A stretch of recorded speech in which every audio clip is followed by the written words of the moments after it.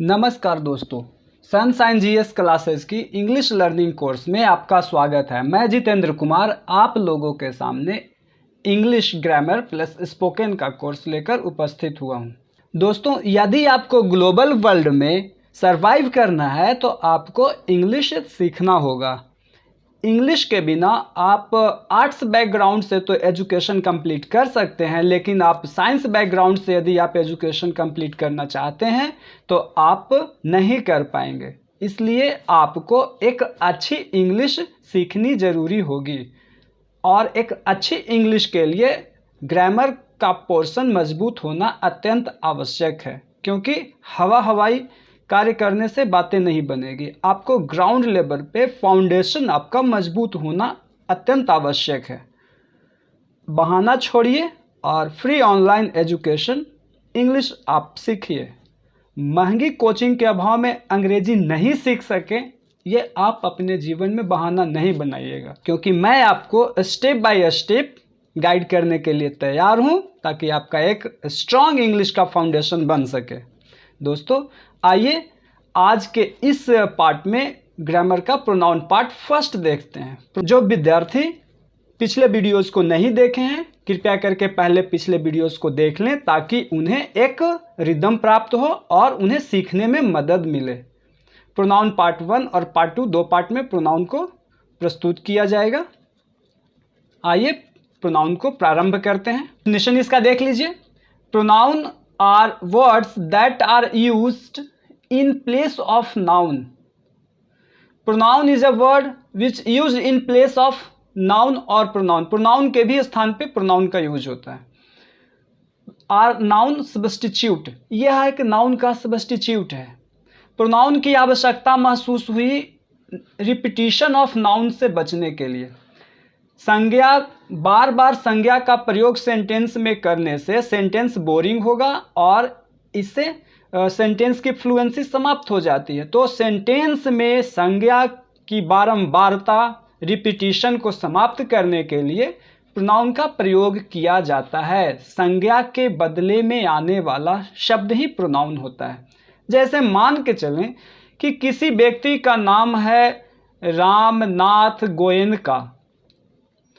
यदि उनका बार बार सेंटेंस में रामनाथ गोयनका ये काम किए, रामनाथ गोयनका उसके बाद दूसरे काम किए, रामनाथ गोयनका, तो ये बार बार संज्ञा का रिपीटिशन हो रहा है, नाउन का रिपीटिशन। तो नाउन के रिपीटिशन से सेंटेंसेस बोरिंग हो जाते हैं, इसलिए प्रोनाउन की आवश्यकता महसूस हुई और इसका उपयोग किया जाने लगा। Antecedent of the pronoun is the noun to which a pronoun refers. जब किसी वाक्यांश को प्रस्तुत किया जाता है तो उसमें पहले नाउन का प्रयोग किया जाता है, प्रारंभ में प्रोनाउन का प्रयोग नहीं किया जाता है। वन टाइम कम से कम नाउन का प्रयोग किया जाता है सेंटेंस में, उसके बाद उसके प्रोनाउन को प्रयोग करते हैं। जैसे राम घर जाता है तो राम, अब यहाँ पे आगे जा करके वह पढ़ाई करने घर जाता है। उसकी माँ बूढ़ी है, वह खुद से खाना बनाता है। तो ये वह जो प्रयोग हुआ ये प्रोनाउन हुआ और राम का प्रयोग फर्स्ट में हुआ, वह एंटीसीडेंट अर्थात कर्ता। एक बार नाउन का प्रयोग करना आवश्यक है सेंटेंस में। A pronoun must agree with its antecedent in gender, person और नंबर। ये सिंपल सी है कि जेंडर, पर्सन और नंबर, ये तीनों का रूप आपका अकॉर्डिंग टू नाउन होगा। यदि राम का प्रयोग हम कर रहे हैं तो राम वह लड़का है तो उसके अनुसार जेंडर भी होगा और उसके अनुसार पर्सन भी होगा और उसके अनुसार पुरुष भी होगा, ये नंबर होगा, एक वचन या बहुवचन। प्रोनाउन देख लेते हैं। एग्जाम्पल इसका देख लीजिए प्रोनाउन का। प्रोनाउन काफ़ी डिटेल में पढ़ने वाले हैं, क्योंकि मैं पहले भी अपने वीडियोज़ में बता चुका हूँ कि इंग्लिश सीखने के लिए आपको नाउन, प्रोनाउन, वर्ब आपको जानना ज़रूरी है। तब टेंस सीखना होगा, उसके बाद आप स्ट्रक्चर सीख सकते हैं, तब आप कुछ लाइन को बोल सकते हैं, बोलने में सक्षम हो सकते हैं। नहीं तो अपने आप पे भी कॉन्फिडेंस नहीं आएगा, बोलेंगे क्या। जो भी बोलेंगे ऐसा लगेगा कि गलत बोल रहे हैं या सही बोल रहे हैं। अपने आप में संतुष्ट जब तक नहीं होइएगा कि जो मैं सेंटेंस बोलने वाला हूँ वह करेक्ट है, तो आगे के लिए आप प्रॉब्लम में रहेंगे, आप सेंटेंस डिलीवर नहीं कर पाएंगे। आई, she, several, these, my, that, other, mine, hers, these, another, me, anybody, it, those, we, everybody, its, all, he, they, our, any, ये सारे हमारे प्रोनाउंस हैं और वन बाय वन सभी का प्रयोग पढ़ना है। प्रोनाउन का प्रयोग यदि हम नहीं जानेंगे तो सेंटेंस बना ही नहीं सकेंगे, तो वर्ड बाय वर्ड का प्रयोग हमको सीखना होगा। ये भी प्रोनाउन है। Nobody, their, ours, both, somebody, us, each, theirs, no one एक साथ है। देम, यू, इधर या आइदर दोनों इसको बोला जाता है। समवन, योर्स, विच, नीदर या neither. Everyone, your, what, few, one, many, who, whoever, his, whose, none, whosoever, him, whom, some, anyone। और ये सभी का आपका वन बाय वन प्रयोग बताया जाएगा, क्योंकि हर एक का प्रयोग एक यूनिक प्रयोग है और ये हमेशा सेंटेंसेस में देखने को मिलते हैं। आप कोई भी सेंटेंस उठा के देख लीजिए इंग्लिश का, इसके बिना सेंटेंस बनना मुश्किल है। काइंड्स ऑफ प्रोनाउंस, प्रोनाउन के प्रकार को देख लेते हैं। अलॉन्ग विथ हमें ग्रामर भी मजबूत होना चाहिए, वोकेबुलरी भी मजबूत होनी चाहिए, तभी स्ट्रक्चर मजबूत होंगे और हम इलोक्वेंट स्पीकर के तरह एक अपने आप को मजबूत वक्ता बना सकेंगे। There are 7 kinds of pronouns. यहाँ पे 7 काइंड्स ऑफ प्रोनाउन दिया गया है, लेकिन हिंदी में इससे कम होते हैं। पुरुष, निश्चय, अनिश्चय, संबंध, निज, प्रश्न। तो ये हमारे हिंदी में सर्वनाम होते हैं। पुरुषवाचक सर्वनाम, निश्चयवाचक सर्वनाम, अनिश्चयवाचक सर्वनाम, संबंधवाचक सर्वनाम, पुरुष, निश्चय, अनिश्चय, संबंध, निजवाचक सर्वनाम और अगला प्रश्नवाचक सर्वनाम। लेकिन इंग्लिश में एक ज़्यादा होता है। अपनी अपनी सुविधा के अनुसार हर एक टीचर या ग्रामर बुक में अलग अलग इसके काइंड्स बताए गए हैं। आइए वन बाय वन देखते हैं। पर्सनल प्रोनाउन, पेन पेपर लेकर के आप प्रॉपर नोट्स बनाएं और उसका रिवीजन करें, ताकि ऐसा सीखें कि दूसरों को आप सिखा सकें।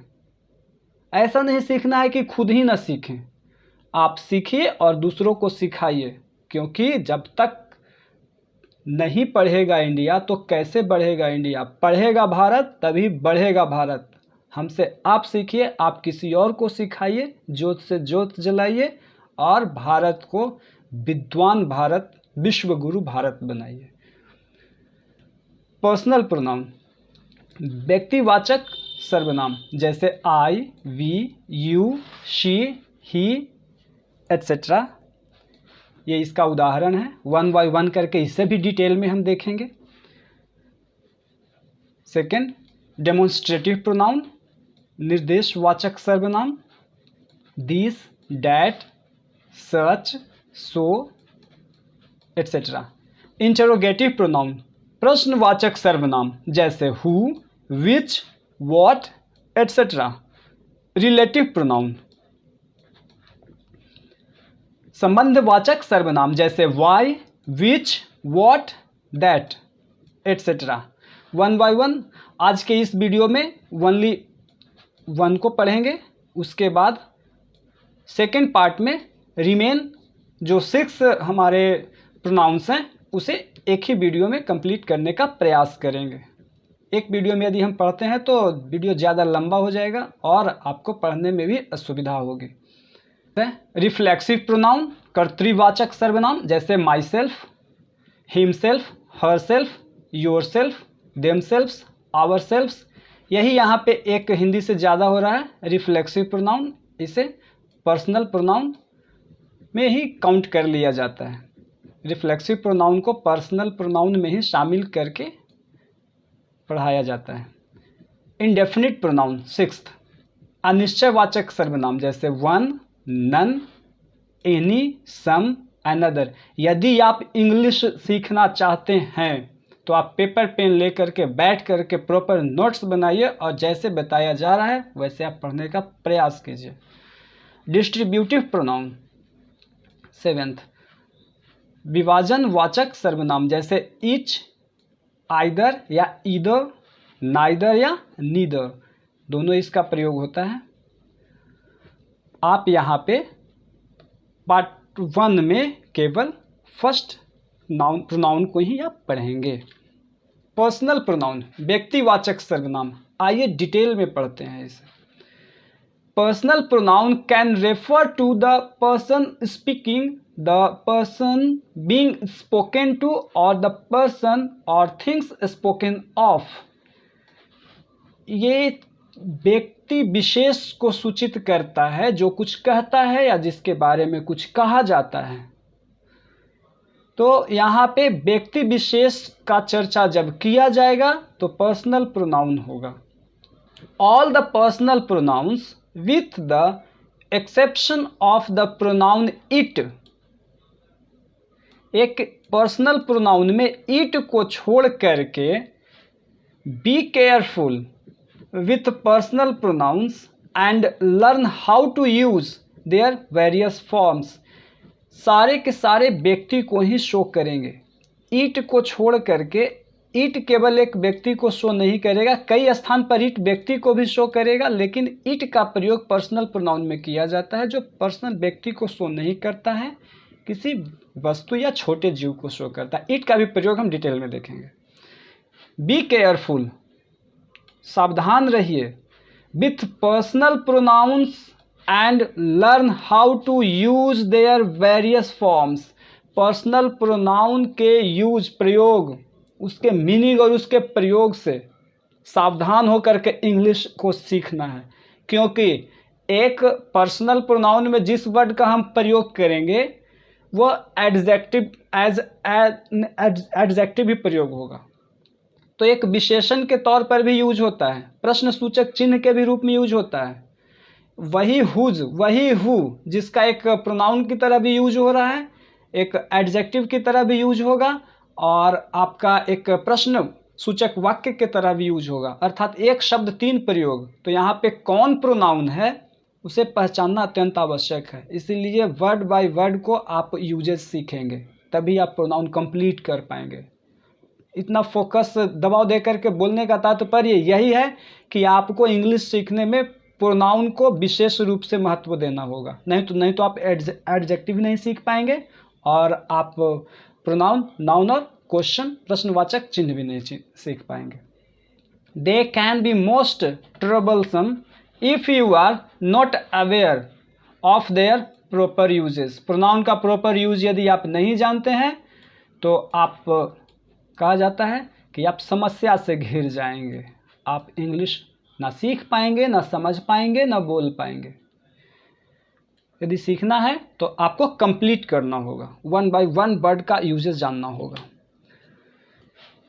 केस में पहले भी मैं आपको बता चुका हूँ। केस में इस पार्ट को आपको बार बार रट के याद करना है, रट्टा मारना है। मैं ये नहीं कह रहा हूँ कि आपको समझ में आ जाएगा, एक बार समझना है, रट्टा मारना है। जैसे केस पढ़ाई हो चुकी है केस की। यहाँ पे 3 होते हैं case, nominative, possessive, objective case, कर्ता कारक, कर्म कारक ऑब्जेक्टिव केस और पजेसिव केस संबंध कारक। फर्स्ट पर्सन कहने वाला फर्स्ट पर्सन, सुनने वाला सेकंड पर्सन और जिसके बारे में कहा जाए थर्ड पर्सन। ये पर्सन भी आपको बताया जा चुका है।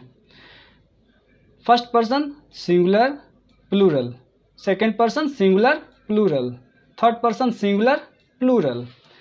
फर्स्ट पर्सन में नॉमिनेटिव कर्ता कारक में देखते हैं, फर्स्ट पर्सन कर्ता कारक सिंगुलर नंबर में आई होता है। आई पजेसिव केस, आई का पजेसिव केस माई और इसका ऑब्जेक्टिव केस मी। आई का ऑब्जेक्टिव केस मी होता है, आई का पजेसिव केस माई होता है, आई का possessive case mine, I my me we, our, us. We का ही आवर, आवर्स और अस होता है। दाऊ, इसका प्रयोग तो अब समाप्त हो चुका है, इसे भी देख लेंगे। सिंगुलर, दाऊ, दाई, दाइन, दी। दाऊ का ही पॉजेसिव दाई या दाइन और ऑब्जेक्टिव इसका दी होता है। प्लूरल में यू, योर्स, योर्स और यू। यू का ही पॉजेसिव योर होता है, योर्स होता है और यू होता है। Third person singular, he, she, it. He का हिज होता है पॉजेसिव और हिम होता है ऑब्जेक्टिव। शी का होता है पॉजेसिव हर और ऑब्जेक्टिव होता है her. She, her, her. He, his, him. It, its, it. It का पॉजेसिव इट्स और ऑब्जेक्टिव इट। प्लूरल में देखते हैं, दे, देयर, देम। दे का ही पॉजेसिव होता है देयर और इसका होता है देम। पढ़ाई हो चुकी है। रा का यदि हिंदी करने पे रा और का आ जाए तो पॉजेसिव, को रहे तो ऑब्जेक्टिव। जैसे मी, मुझको, ऑब्जेक्टिव। यू, तुमको, ऑब्जेक्टिव। हिम, उसको, ऑब्जेक्टिव। लास्ट में को आ रहा है, देम, उन लोगों को। तो यहाँ पे हिंदी करें तो आ रहा है ऑब्जेक्टिव केस। और एज अ प्रोनाउन यूज सारे का होता है, ये सारे प्रोनाउन ही हैं। I, my, me, we, our, us. You, your, you. He, his, him. She, her, her. It, its, it. They, their, them. आगे देखते हैं। दाऊ का प्रयोग बंद हो चुका है, लेकिन दाऊ का प्रयोग कुछ देख लेते हैं। आई का प्रयोग प्लूरल इसका नहीं होता है। पर्सनल प्रोनाउन में आई जो है इसका प्लूरल वी नहीं होता है।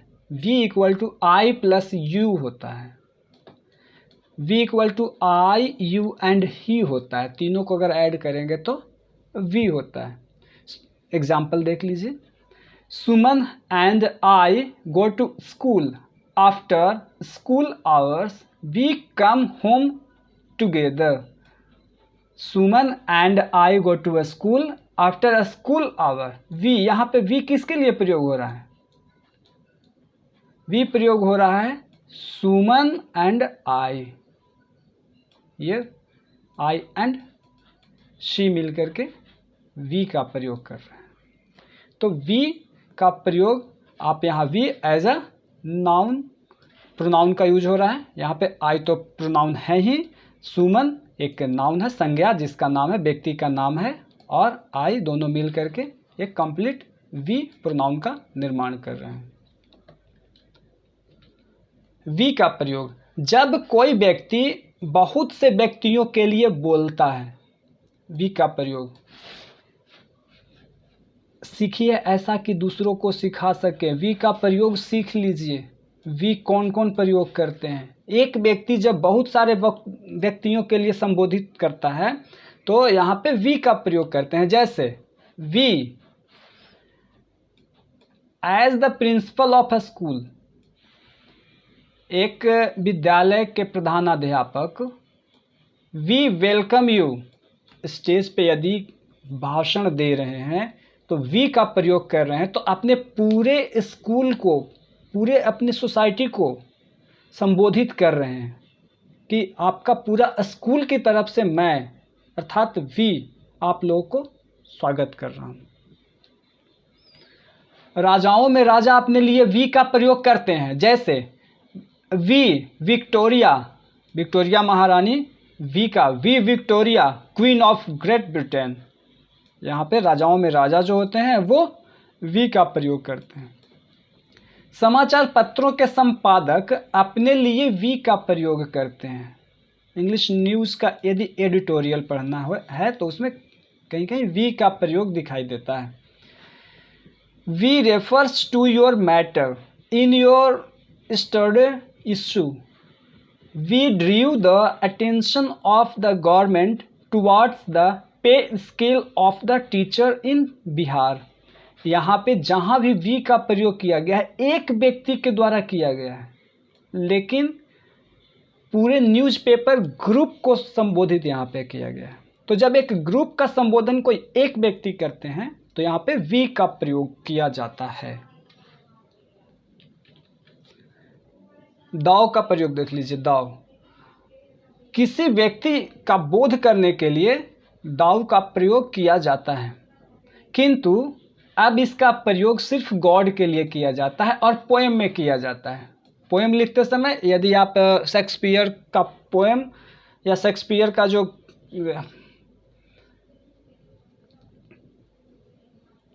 शेक्सपियर की स्टोरी, शेक्सपियर का नॉवेल्स यदि पढ़ेंगे तो आप उसमें देखेंगे कि दाव का प्रयोग किया जाता है, और इंग्लिश पोएम्स में भी दाव का प्रयोग किया जाता है। तो दाव का प्रयोग अब गॉड के लिए किया जाता है, और भी ज़्यादातर पोएम में किया जाता है। Thou art O God the life and light of the world. Elizabethan काल में दाव का प्रयोग स्नेह, अफेक्शन अथवा घृणा, कंटेम्प्ट के लिए किया जाता था। एग्जाम्पल, दाव नीडेस्ट नॉट गो देयर। दाव का प्रयोग अब बोलचाल की भाषा में ना के बराबर होता है। इसका प्रयोग केवल कविताओं में किया जाता है।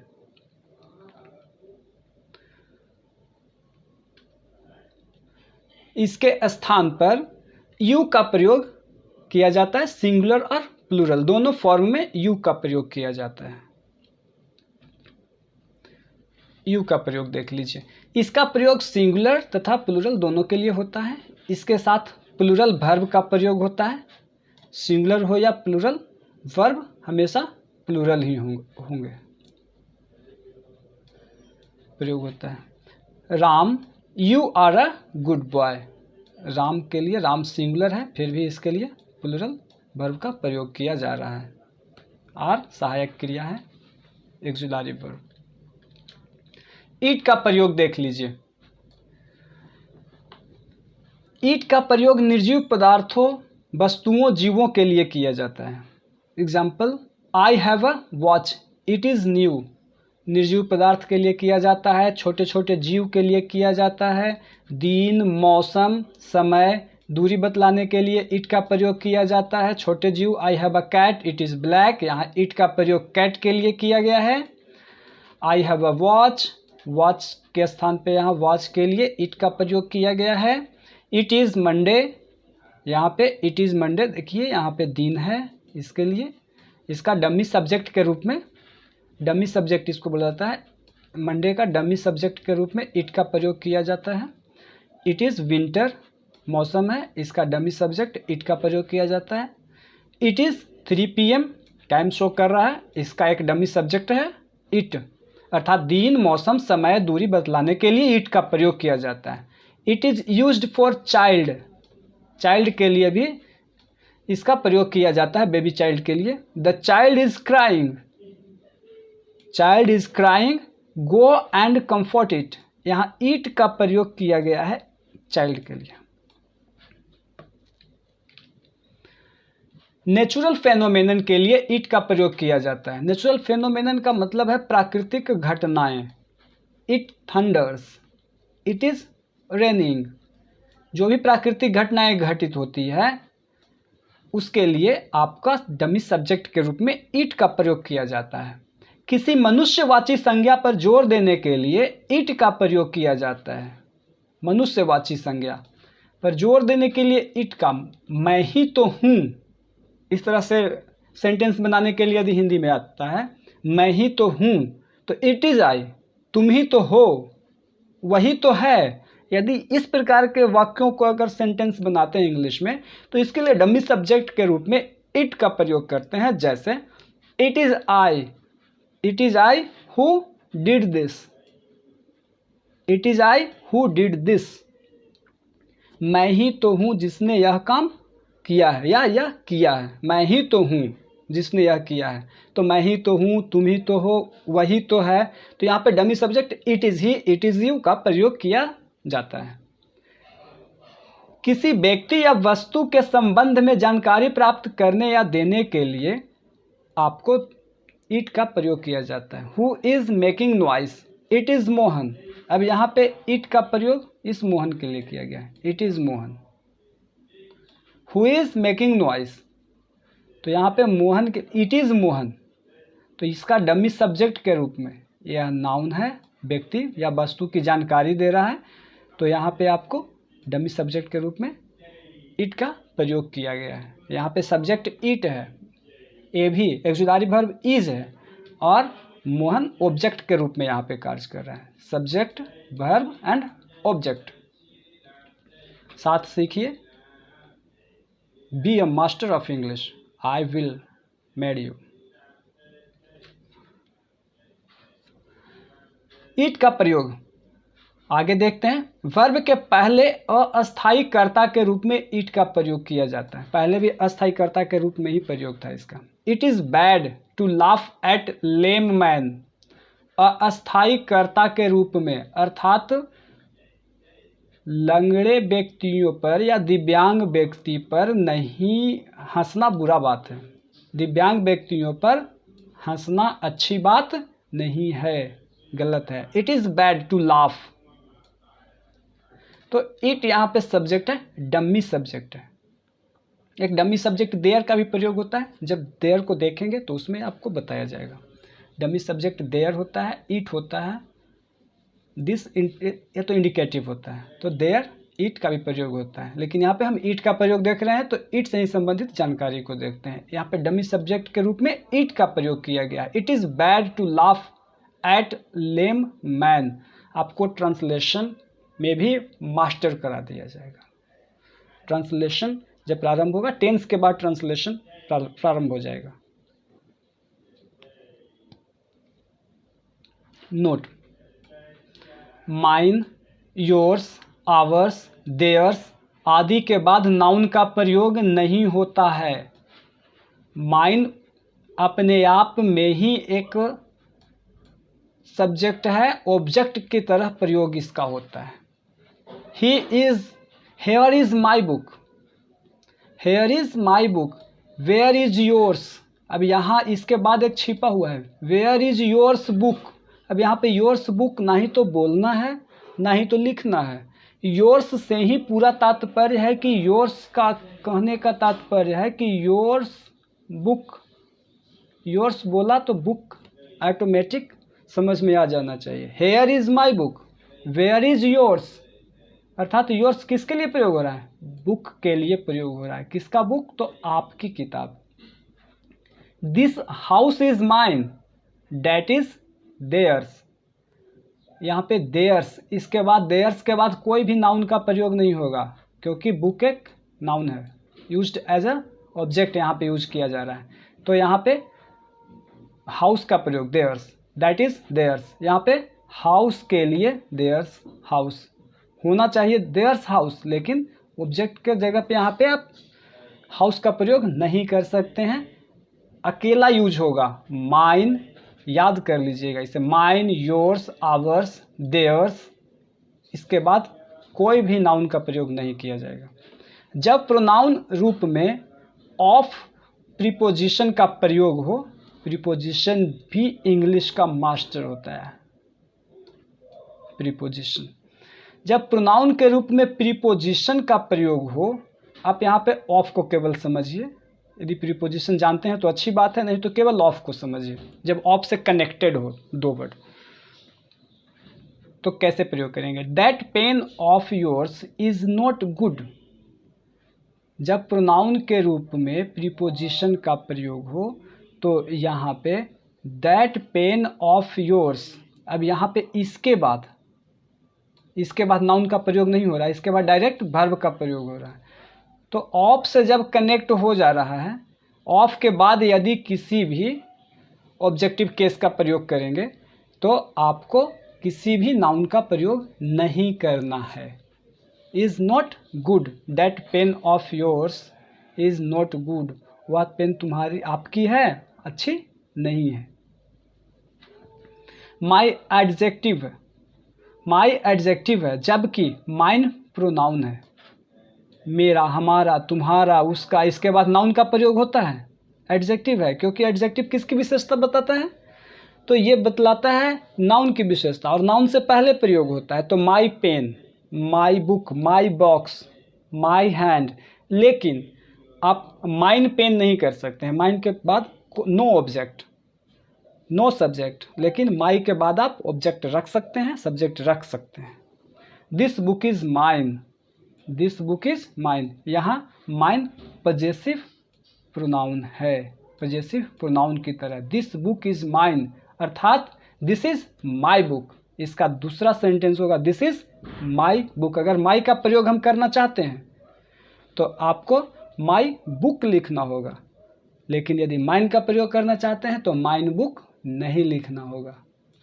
दोस्तों, आज के इस सेशन को यहीं समाप्त करते हैं। वीडियो यदि अच्छा लगा हो तो लाइक, शेयर और सब्सक्राइब करना न भूलें, ताकि आपको वीडियोस की अच्छी नोटिफिकेशन जल्द प्राप्त हो और आप एक बेहतर इंग्लिश सीख सकें। Thanks for watching my video. मिलते हैं अगले वीडियो में।